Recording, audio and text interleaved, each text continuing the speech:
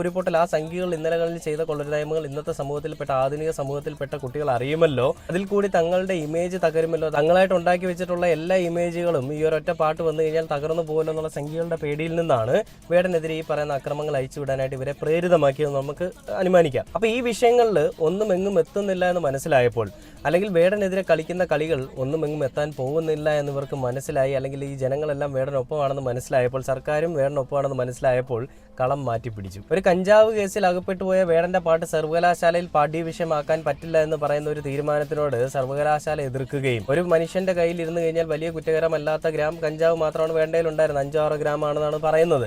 അപ്പോൾ അത് സ്റ്റേഷൻ ജാമ്യത്തിൽ വേടന് പുറത്തു പോകാൻ സാധിക്കുന്ന തരത്തിലുള്ള ഒരു ഒഫൻസ് ആയിരുന്നു.